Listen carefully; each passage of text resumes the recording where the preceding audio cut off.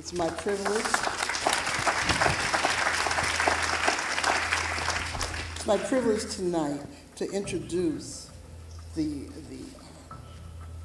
speaker of the hour, the keynote speaker, the one who will set the tone. Her name, as you already know, is Michelle Alexander. She's the author of a book that hits you when you see it, the new Jim Crow, mass incarceration in the age of colorblindness. In the book, she argues that systemic racial discrimination in the United States has resumed following the civil rights movement gains. Let's welcome her and listen closely to what she has to tell us tonight.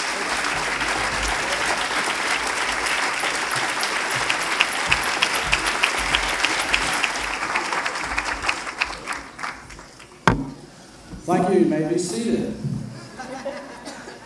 My name is Charles Yancey, and I have the responsibility of presenting a resolution to Michelle Alexander. I want to thank her because this resolution was one of the rare moments when the City Council voted unanimously, because we know of her reputation and her commitment. I am not going to read the entire resolution, and don't applaud for that. I see some of you out there. But on behalf of the Boston City Council, I will simply say, be it resolved that the Boston City Council and Meeting Assembly congratulates Michelle Alexander for her dedication to fighting for equal rights for women, African Americans, and all of humanity. And this resolution has been signed by the President of the City Council, attested to by the Clerk of the City of Boston, offered by your humble servant, Charles Yancey, and passed unanimously on October 17th. And I dispelled with 100 whereases. I hope you don't mind. After this very brief and quick photo op, the next person you shall hear is our honored guest.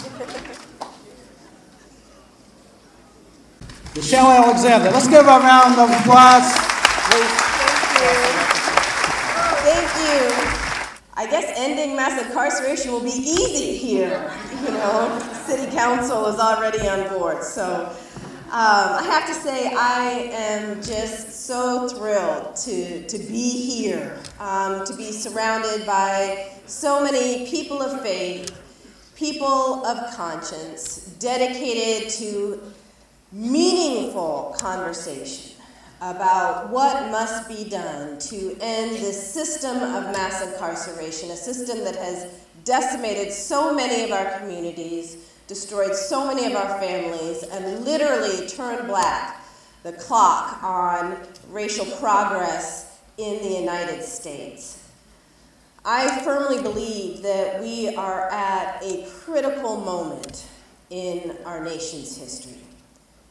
Many years from now, I expect historians will look back and wonder, ask themselves, what were people committed to racial justice doing then? For the first time in more than 40 years, we finally have this window of opportunity to have a serious conversation, a real debate about this prison state that has emerged in the United States with scarcely any resistance, this prison state that has been born in a few short decades that has now locked millions of people within its control and saddled tens of millions of people, estimated to be more than 65 million people with criminal records.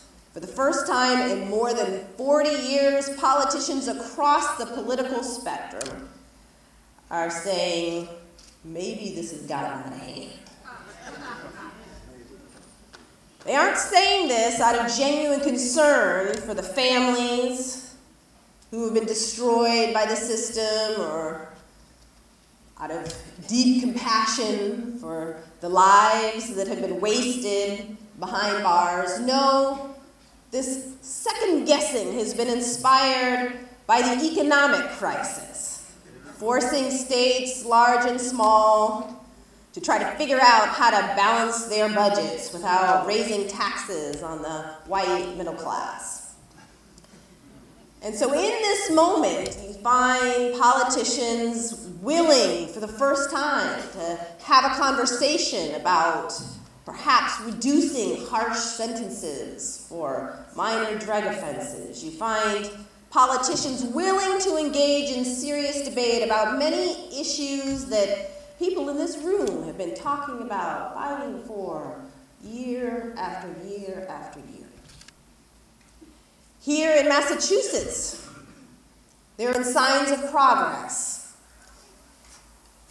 Legislation decriminalizing small amounts of marijuana was passed. People can be saddled with felony records the rest of their lives with small amounts of marijuana possession.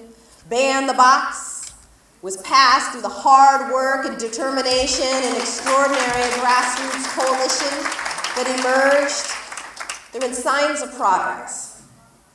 But I think the question is whether we will seize this moment of opportunity to force a major conversation and upheaval that will force a tipping point, a cracking open of a new consciousness, a new social consciousness, an awareness of what we have done, really done, and a new commitment to ensuring that we never do anything like it again. Or, 10 years from now, will we be able to point to some gains that have been made, some losses that have been had? Or will we be able to say, no, a movement was born, a movement was built, and standing here today, I have hope, but not certainty. And that's what I want to talk about tonight. What will it take?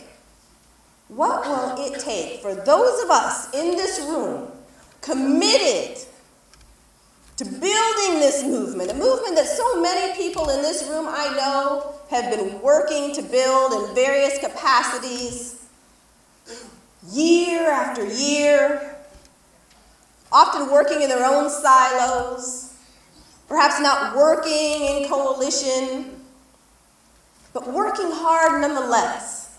What will it take from us to go from tinkering with this machine to dismantling it, to birthing a new social consciousness, a new awakening in our society? Dr. King, Martin Luther King Jr. once said there is, quote, nothing more tragic than to sleep through a revolution. And he was talking at that time about a profound moral revolution that was underway, a struggle for the recognition of the value and dignity of all humankind, a struggle to end what was then America's latest caste system known as Jim Crow. And just a few months before his death, Dr. King talked to an audience and told the story about Rip Van Winkle, who famously fell asleep for 20 years.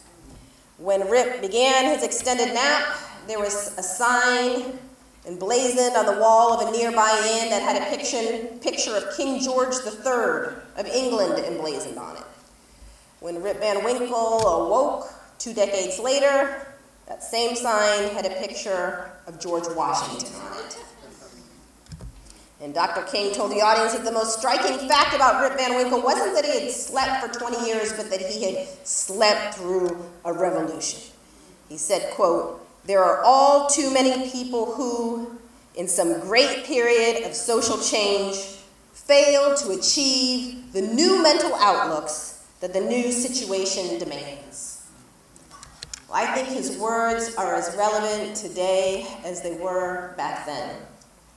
Many of us, myself included, virtually slept through a revolution, actually a counter-revolution.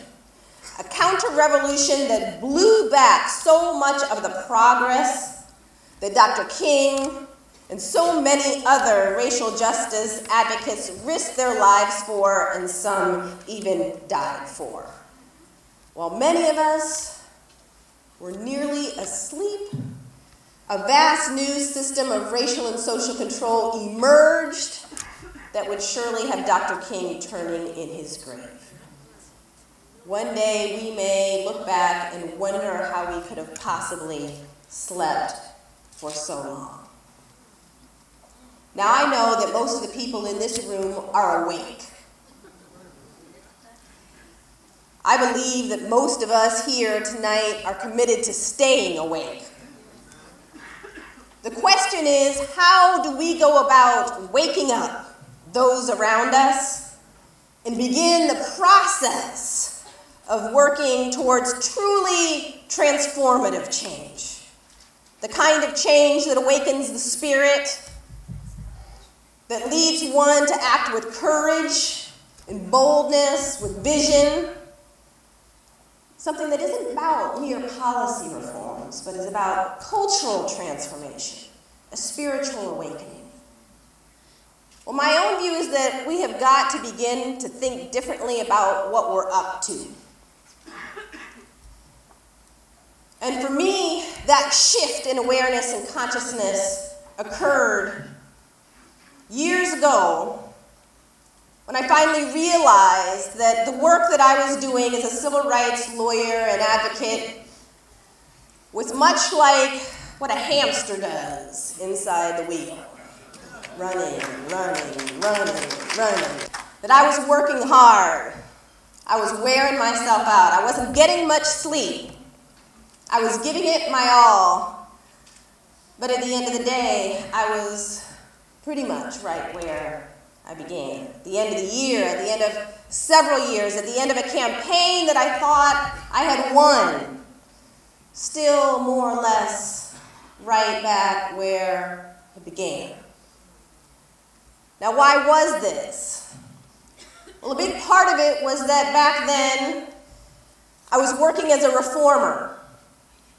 I was working as someone who thought the system was broken and simply needed to be fixed. If only the police could be persuaded to collect data, perhaps then we could track the race and ethnicity of people who were stopped and searched and prove that racial profiling was occurring.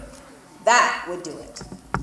If only we could get the governor to pass this bill or that bill, then that would be the answer. That would be a sign of real progress. And each victory that we seemed to obtain was quickly undermined. And slowly but surely, I began to see that what we were up against was a system that wasn't primarily about crime prevention or control, but it was a system of racial and social control. And if we deal with this criminal justice system as a system primarily about crime prevention and crime control, then you'll spend a lot of time arguing about the merits of individual policy proposals.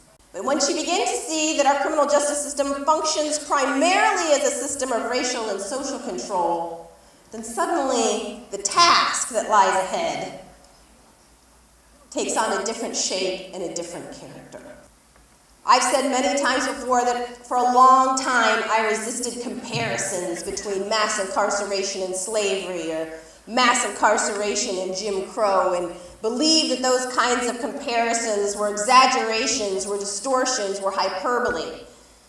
For a very long while, I thought that people who made those kinds of claims and those kinds of comparisons were actually doing more harm than good to efforts to reform our criminal justice system and achieve greater racial equality in the United States.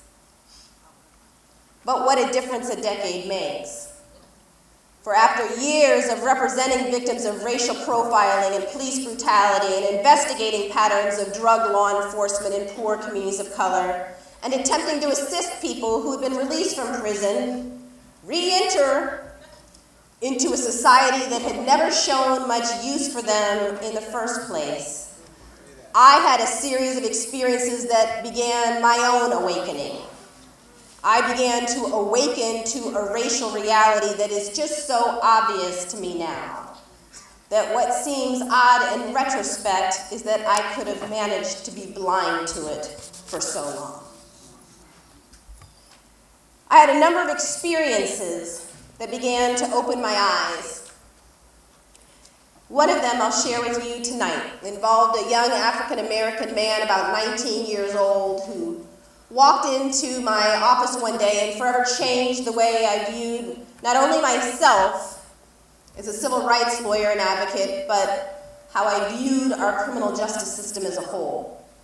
At the time, I was directing the Racial Justice Project for the ACLU in California, and we had just launched our major campaign against racial profiling by the police. We were calling it the DWB campaign, or the Driving While Black or Brown campaign, and it was evolving into a national campaign. We had already sued the California Highway Patrol for racial profiling and their drug interdiction practices, but we were looking to sue some other law enforcement agencies as well, police departments about which we had received complaints of discriminatory tactics and practices. And so we created a hotline number for people to call if they believed they had been stopped or targeted by the police on the basis of race. And we put this hotline number up on billboards in Oakland and San Jose and cities around California, urging people to call the hotline number if they believed they'd been stopped or targeted by the police on the basis of race. And in fact, within the first few minutes that we announced this hotline number on the evening news, our system crashed temporarily. We received thousands of calls. We were overrun with calls, people reporting discriminatory conduct by the police, so we had to expand our capacity.